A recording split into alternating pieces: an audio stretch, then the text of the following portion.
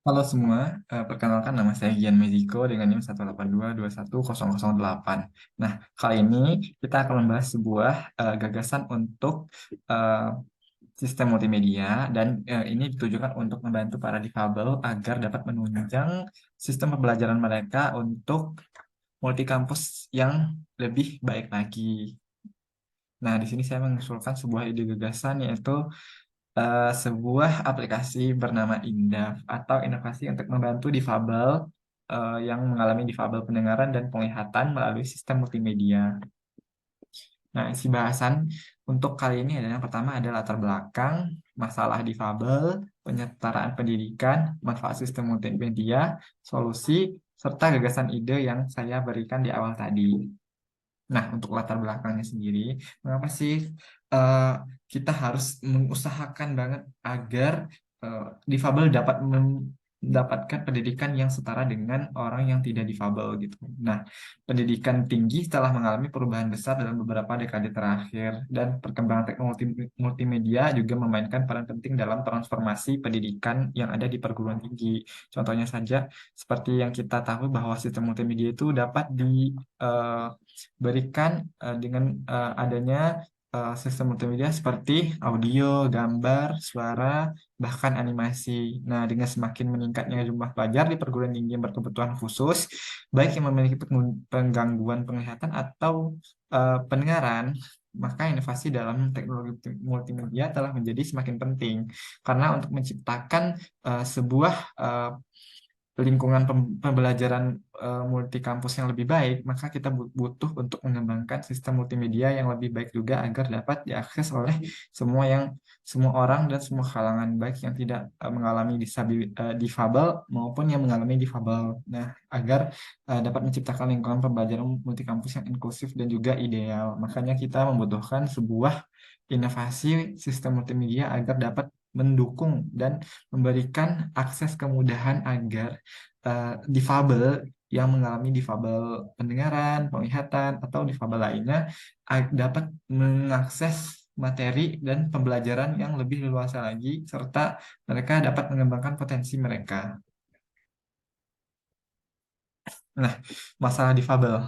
Nah, pelajar berkebutuhan khusus difabel atau pelajar berkebutuhan khusus, terutama yang nyaris difabel atau memiliki kesulitan dari sisi penglihatan atau pendengaran, menghadapi sejumlah tantangan yang sangat signifikan dalam memperoleh pembelajaran multikampus yang ideal. Beberapa masalah kunci yang mereka hadapi adalah yang pertama, aksesibilitas materi pembelajaran. Karena aksesibilitas materi pembelajaran merupakan kunci yang sangat penting agar dapat memahami semua pembelajaran yang diberikan oleh lecturer atau dosen agar mereka dapat mengerti dan dapat menggali potensi mereka. Nah, pelajar dengan gangguan penglihatan atau pendengaran mungkin menghadapi kesulitan dalam mengakses materi pembelajaran yang disajikan dengan format tradisional. Seperti yang kita tahu bahwa format tradisional untuk pembelajaran di kampus itu sendiri kan menghadiri kelas dan mendengarkan dosen untuk memperoleh materi pembelajaran yang diberikan oleh dosen dan kita akan mencernanya. Nah, untuk bagi difabel yang mengalami difabel penglihatan dan pendengaran itu akan membuat mereka sedikit kesulitan karena keterbatasan yang mereka miliki. Nah, buku, teks, papan tulis, dan cara makan profesional yang kali tidak dapat diakses oleh mereka. Dalam lingkungan multi kampus yang ideal, setiap pelajar harus dapat dengan mudah mengakses materi itu dalam format yang sesuai dengan kebutuhan mereka. Makanya ini menjadi sebuah masalah yang sangat serius untuk bagi difabel yang misalkan difabel penglihatan atau pendengaran. Nah, yang kedua ada ketidaksetaraan akses fasilitas. Beberapa kampus mungkin belum sepenuhnya ramah terhadap difabel. Ini termasuk fasilitas yang tidak memadai untuk mobilitas mereka. Dan juga karena mereka difabel, mungkin mereka akan mengalami sedikit masalah untuk melakukan mobilitas untuk berpindah-pindah kampus. Nah, akses ke ruangan kelas juga serta fasilitas yang tidak mendukung pelajar dengan gangguan penglihatan atau pendengaran. Hal ini dapat membatasi mereka ke pengalaman kampus yang lengkap. Selanjutnya ada ketidaksetaraan dalam interaksi. Nah, ketidaksetaraan interaksi ini antara pelajar dengan berkebutuhan khusus dan rekan-rekannya atau dosen dapat menjadi masalah. Karena jika komunikasinya tidak efektif, maka difabel mungkin akan eh, tidak terlalu menangkap apa yang dikomunikasikan oleh rekannya maupun dosen. Nah, komunikasi verbal ini seringkali menjadi kendala bagi pelajar tunarungu. Sementara pelajar dengan gangguan penglihatan mungkin kesulitan dalam membaca bahasa tubuh dan ekspresi wajah. Nah, seperti kayak misalkan kalau dosen itu ingin menyampaikan sesuatu melalui gestur ataupun melalui ucapan bagi difabel yang mengalami gangguan penglihatan, maka dia akan kesulitan untuk memahami gestur yang diberikan tadi. Nah, ini dapat menghambat kolaborasi dan pemahaman yang lebih baik dalam pembelajaran multi kampus. Yang keempat, kurangnya rujukan dan sumber daya. Nah, terkadang pelajar berkebutuhan khusus mungkin menghadapi kesulitan dalam menemukan sumber daya dan dukungan yang mereka butuhkan. Ini termasuk alat bantu, perangkat lunak, aksesibilitas, atau pemberian tugas yang sesuai. Banyak kampus ingin atau mungkin tidak memiliki infrastruktur yang memadai untuk mendukung kebutuhan khusus ini. Nah, yang kelima ada isolasi sosial. Pelajar dengan berkebutuhan khusus mungkin merasa terisolasi karena perasaan ketidaknyamanannya. Nah, diperlukannya sebuah wadah atau melalui sistem multimedia agar mereka dapat menggali potensi mereka dengan uh, proses atau metode pembelajaran yang diberikan seefektif mungkin agar mereka dengan leluasa memahami apa yang disampaikan oleh dosen sehingga menimbulkan kepercayaan diri bagi mereka dan menumbuhkan potensi-potensi mereka dan nantinya tidak menimbulkan isolasi sosial atau berkurangnya isolasi sosial. Nah, yang keenam itu kurangnya pelatihan dosen. Nah, sebagian besar dosen mungkin tidak kurang mendapatkan pelatihan untuk mengajar dengan cara efektif kepada pelajar berkebutuhan khusus. Nah, ini juga menghambat kualitas pembelajaran yang disampaikan kepada mereka. Nah, selanjutnya ada penyetaraan pendidikan. Nah, penyetaraan pendidikan itu penting atau perlu untuk diberikan kepada semua kalangan.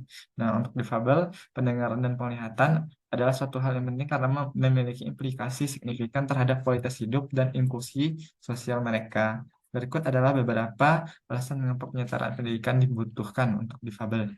Yang pertama itu hak asasi manusia. Karena semua individu memiliki hak asasi manusia, termasuk mereka yang memiliki gangguan pendengaran atau penglihatan, eh, itu adalah sebuah hak asasi manusia yang harus dipenuhi karena sebuah pendidikan itu harus disamaratakan atau disetarakan.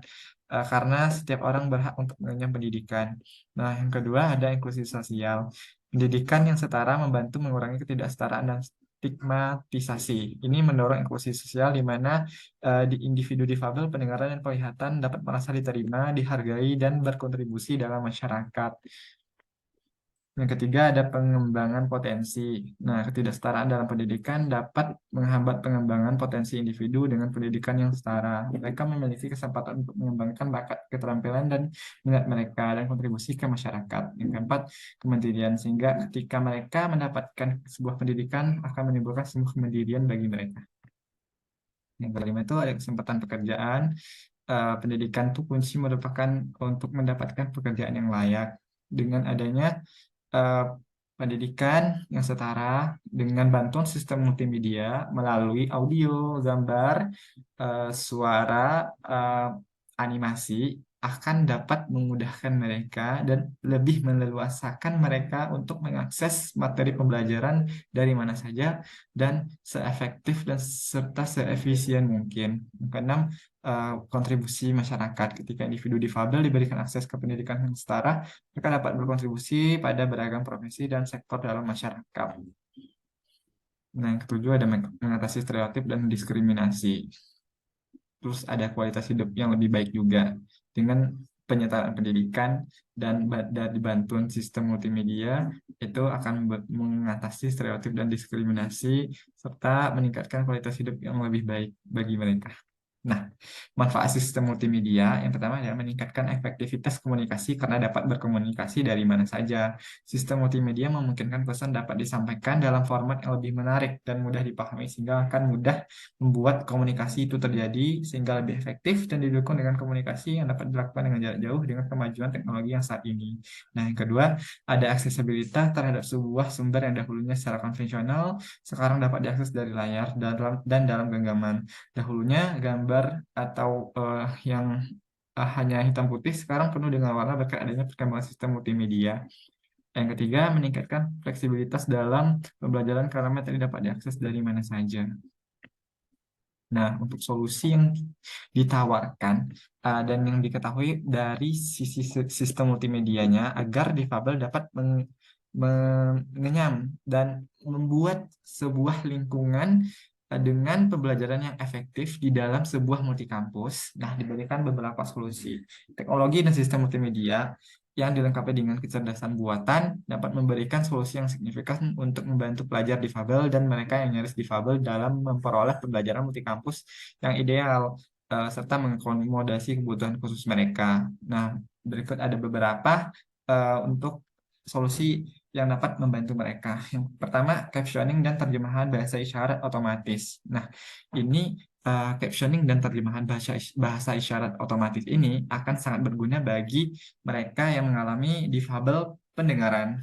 Karena dengan adanya captioning dan terjemahan bahasa isyarat otomatis, mereka dapat melihat dan membaca uh, teks yang dikeluarkan oleh video-video yang sekiranya mereka belajar dari video itu. Dan terjemahan juga membantu mereka agar dapat lebih fleksibilitas dan lebih leluasa serta memahami materi pembelajaran yang disampaikan oleh video-video yang ada di perkuliahan dengan terjemahan misalkan adanya bahasa isyarat dan yang diterjemahkan menjadi captioning atau ditranslate menjadi teks itu mereka dapat membaca dan lebih mengerti dari konten-konten yang ada. Yang kedua ada transkrip otomatis. Misalkan kita integrasikan dengan sebuah AI dapat digunakan untuk menghasilkan transkrip otomatis dari rekaman kuliah sehingga pelajar dapat melihat dan membaca dengan format teks. Yang ketiga ada pembacaan layar pintar. Misalkan pembacaan layar yang ditingkatkan dengan AI dapat membaca teks dalam dokumen, situs web, atau aplikasi dengan aplikasi lebih akurat dan kontekstual. Mereka juga dapat memberikan deskripsi untuk gambar dan grafik. Nah, ada pengenalan suara ke teks otomatis. Eh, Misalkan AI dapat mengubah rekaman suara menjadi teks secara otomatis, memungkinkan pelajar difabel pendengaran untuk mengakses materi audio. Yang kelima, klasifikasi materi pembelajaran. Nah, AI dapat membantu mengklasifikasi materi pembelajaran ke dalam kategori seperti teks, gambar, video, atau presentasi. Ini mempermudah pelajar dalam mencari dan mengakses materi yang relevan. Karena ada rekomendasi konten yang dipersonalisasi, ketujuh penguat interaksi suara, yang kedelapan deteksi emosi dan kepuasan, serta chatbot dukungan aksesibilitas, keselamatan dan keamanan, serta monitoring kesehatan mental. Nah, berlanjut dari gagasan ide tadi, INDAF adalah inovasi untuk membantu difabel pendengaran dan penglihatan melalui sistem multimedia terintegrasi dengan AI. Nah, ini merupakan sebuah solusi melalui aplikasi dengan sistem multimedia penunjang pembelajaran multikampus untuk difabel. Nah, untuk fiturnya itu ada text to speech, salah satu penerapan sistem multimedia untuk memberikan kemudahan difabel penglihatan sehingga mereka dapat menggunakan akses sistem multimedia yang lebih layak. Semisalkan mereka membuka sebuah eh, pembelajaran melalui sebuah video. Nah, fitur ini akan otomatis aktif dan menampilkan teks yang dapat dibaca. Nah, ini akan membantu difabel eh, eh, maksudnya tuh text to speech akan dihasilkan percakapan atau sebuah suara yang disintesis eh, melalui teks-teks yang ada pada pembelajaran. Misalkan dia ingin membaca, maka dia akan terbaca secara otomatis dengan mengaktifkan atau melalui fitur text to speech ini. Ini akan membantu difabel penglihatan. Yang kedua ada smart personal assistant. Misalkan mereka ingin mengakses sesuatu dari materi pembelajaran, maka mereka dapat menggunakan fitur ini atau Smart Personal Assistant. Nah, untuk meningkatkan fleksibilitas dan memudahkan difabel penglihatan untuk memperoleh akses materi dan mengakses aplikasi yang diintegrasikan dengan Indaf sehingga mereka dapat dengan mudah untuk mengakses aplikasi lain dengan akses otomatis yang diperintahkan melalui Smart Personal Assistant. Cara kerjanya seperti itu. Nah, selanjutnya ada transkrip from video. Nah, ini menghasilkan transkrip atau teks dari video yang memudahkan para difabel pendengaran untuk dapat mengerti isi dari video pelajaran dan memudahkan pembelajaran multikampus. Serta semisalkan ada sebuah gestur yang dapat dikenali dan diintegrasikan dengan sebuah AI, itu akan menghasilkan sebuah teks juga sehingga para difabel pendengaran akan lebih mudah untuk memahami materi pembelajaran tersebut. Yang selanjutnya ada integrasi dengan platform Zoom melalui AI, gestur, dan text to speech dapat membantu mereka ketika harus memasuki Zoom untuk mendapat pembelajaran dari dosen. Nah, terakhir ada transkrip yang dihasilkan dari gestur tubuh, dapat membantu difabel pendengaran dengan integrasi dengan AI yang dapat membaca gerak tubuh sehingga dapat membuat para difabel lebih memahami dan leluasa dalam memahami pembelajaran. Selain itu, pemanfaatan fitur talkback yang ada di perangkat pintar untuk dapat melengkapi fitur ini. Nah, untuk daftar pustaka yang saya gunakan adalah seperti ini. Sekian dari saya, itu yang dapat saya sampaikan dari gagasan ide yang dapat saya berikan. Nah, dari sini kita tahu bahwa sistem multimedia akan sangat menunjang sebuah sistem atau cara pembelajaran yang ada dalam sebuah kampus dan mendorong adanya pembelajaran yang efektif dari multi kampus dengan bantuan-bantuan sistem multimedia seperti text to speech, pengenalan gestur, eh, penerjemahan gestur melalui teks yang dapat membantu difabel pendengaran dan penglihatan.